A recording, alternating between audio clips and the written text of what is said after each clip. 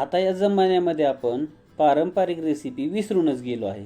बघा ही किती सुंदर आणि अतिशय जुन्या रेसिपी आहेत आणि घरातल्या साहित्यापासून म्हणजे आपल्या घरात जे साहित्य आहे त्याच्यापासूनच जुन्या रेसिपी बनायच्या. पण आता ते काय कोण विसरून गेलं आहे. आजी पणजीच्या काळामध्ये जी रेसिपी बनायची ती मला एका आजीने शिकवली आहे आणि मी तुम्हाला ती रेसिपी दाखवणार आहे. चला तर चालू करूया रेसिपी. आता ह्याच्यासाठी घेतलेत आपण पाव किलो वांगे. साधारणतः ही 5 वांगे आहेत. अर्ध्या किलोमध्ये 9 ते 10 वांगी बसतात, तर मी पाव किलोच्या अंदाजाने वांगी घेतलेली आहेत.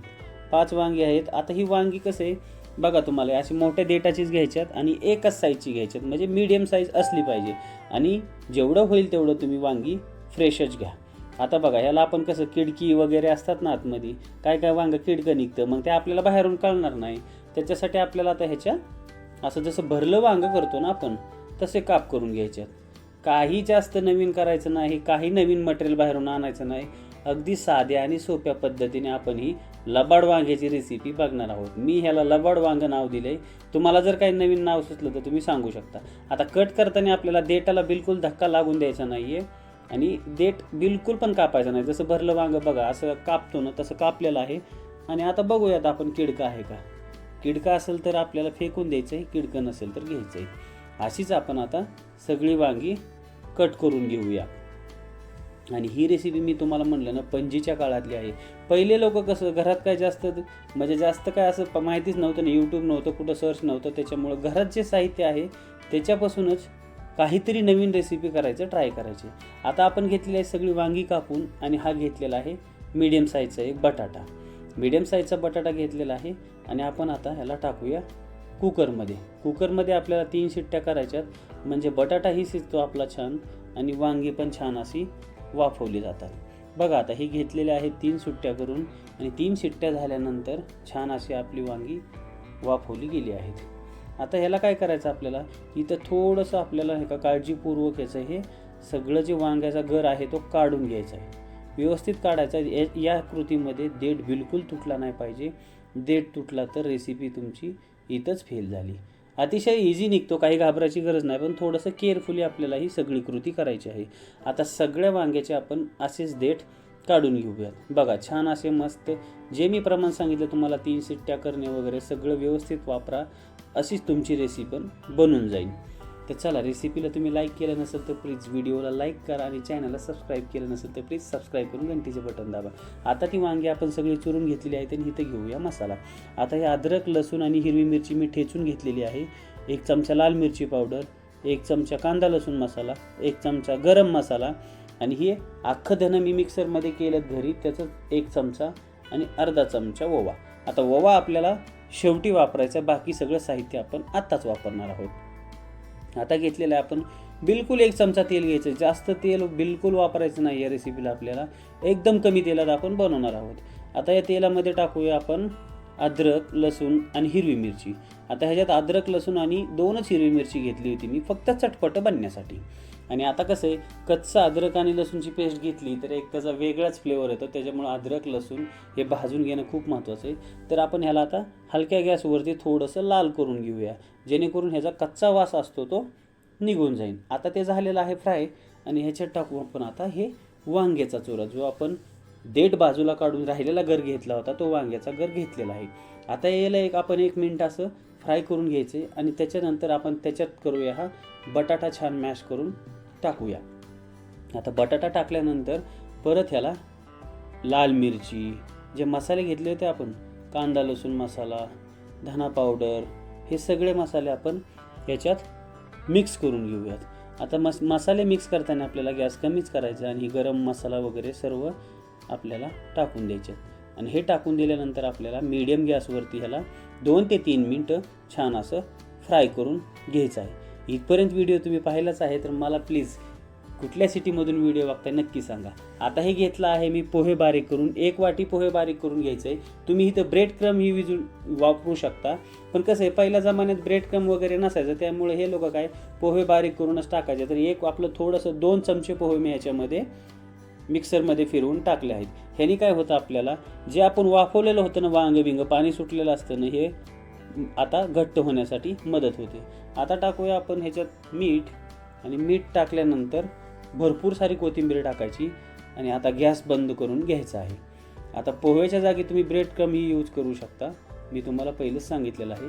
पण ब्रेड क्रम शक्यतो घरात नसतं प्रत्येकाच्या, तर तुम्ही पोहे थोडेसे 2 चमचे बारीक करून ह्याच्यात टाकू शकता. म्हणजे हे आपलं मिश्रण दाटसर होईल आणि मस्त छान असे गोळे बनवताना आपल्याला प्रॉब्लेम होणार नाही. आता कोथिंबीर टाकल्यानंतर लगेच आपल्याला ह्याला काढून घ्यायचं आणि थंड करायला ठेवायचं एका बाउलमध्ये. आता तोपर्यंत आपण इकडे ह्याची कोटिंग बनवून घेऊया. ह्याच्यासाठी घेतलं आपण बेसन, 3 ते 4 चमचे मोठे बेसन घेतलं. म्हणजे 5 वांगी तळण्यासाठी आपल्याला जेवढं बेसन लागेल त्या अंदाजाने आपण 4 चमचे बेसन घेतलेलं आहे. आता याच्यात घेतलं मी 1 चमचा कॉर्नफ्लॉवर. तुम्ही तांदळाचं पीठही वापरू शकता आणि दोन्हीमधलं कुठलंही नसलं तुमच्याकडं तरी फक्त बेसनमध्ये पण तुम्ही तळू शकता. पण कॉर्नफ्लॉवर वगैरे वापरलं तर छान असं क्रिस्पी होतं.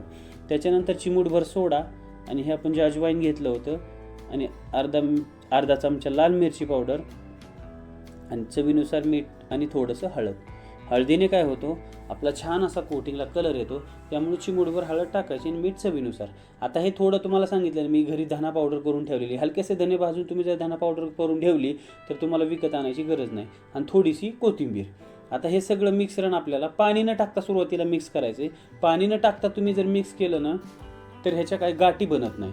आणि त्याच्यानंतर आपल्याला थोडं थोडं पाणी मिक्स करायचं आहे. एकदम जर पाणी टाकलं तुम्ही तर लगेच ह्याच्या गाठी बनतात. त्यामुळे हलकं हलकं पाणी टाका सुरुवातीला आणि मिक्स करून घ्या. चला तर मग अमोल्स किचनला तुम्ही सबस्क्राईब केलं नसेल तर प्लीज सबस्क्राईब करून घंटीचे बटन दाबा. तर आता बघा या हळूहळू मिक्स केलं आपल्याला बिलकुल तुम्हाला दिसेलच की गाठी वगैरे काय झालेलं नाहीत आणि ही बेसन आपलं तयार झालेलं आहे. आता परत टाकूया आपण थोडंसं पाणी, थोडंसं घट्ट वाढते. आणि बेसन आपल्याला जास्त घट्ट नाही ठेवायचं आणि जास्त पातळ नाही ठेवायचं. बघा असं मध्यम ठेवायचं आहे, थोडंसं घट्टच ठेवायचं आहे. म्हणजे पण जास्त पण घट्ट नाही जास्त बी पातळ नाही, अशी कन्सिस्टन्सी असली पाहिजे जी. आता वळूया मेन कृतीकडे आपण. आणि आता जे आपण मिश्रण बनवून घेतलं होतं ते थंड झालेलं आहे.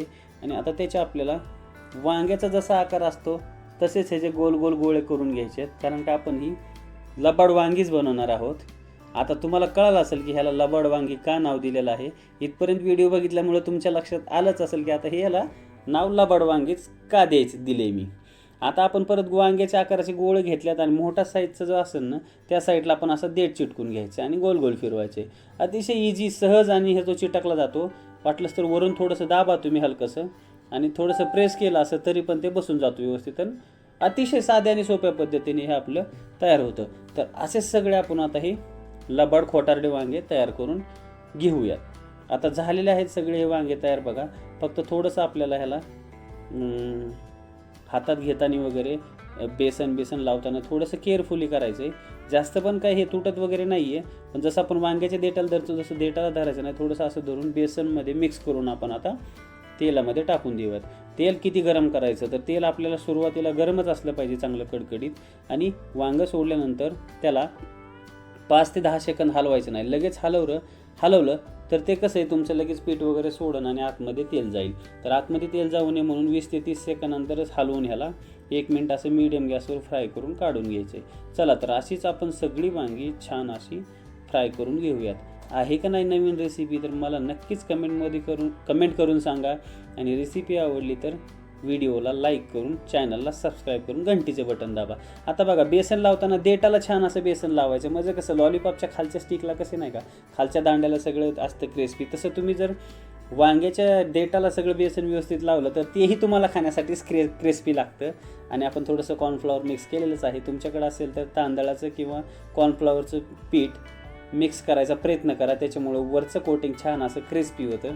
आणि तुम्हाला एक तळायची गरज नाही आहे. तुम्ही एकाच वेळेस मी तुम्हाला दाखवणार आहे 2-2, 3-3. तुमच्याकडे जर कढई असेल व्यवस्थित तर 2-2, 3-3 तुम्ही तळू शकता. असं काही नाही की एक तळायची गरज. चला तर आपण आता याला काढून घेऊया. बघा मस्त मीडियम गॅसवरती ह्याला 2 मिनटं भाजलं की छान असं हे कडक आणि मस्त आपलं लबाड वांगं तयार होतं. तर आता मी तुम्हाला 2 वांगी एकदाच फ्राय करून दाखवतो. बघा 2 वांगी मी टाकलेली आहेत. बघा एकमेकाला चिटकत नाही, काय नाही, फुटत नाही, तेल पकडत नाही, काहीही नाही. तुम्ही ह्याला भाताबरोबर, चपातीबरोबर, कशाबरोबरही खाऊ शकता, भाकरीबरोबर. अतिशय खायला सुंदर आणि सुरेख आणि मस्त टेस्ट लागते. तर रेसिपी नक्कीच ट्राय करून बघा. आता फोडून दाखवतो तुम्हाला किती खायला हे मस्त आणि छान लागत असेल. दिसायलाच किती छान दिसते. चला तर कशी वाटली रेसिपी नक्कीच मला कमेंटमध्ये सांगा. आवडली तर चॅनलला लाईक आणि सबस्क्राईब करा. भेटूया अशाच एका नवीन व्हिडिओमध्ये.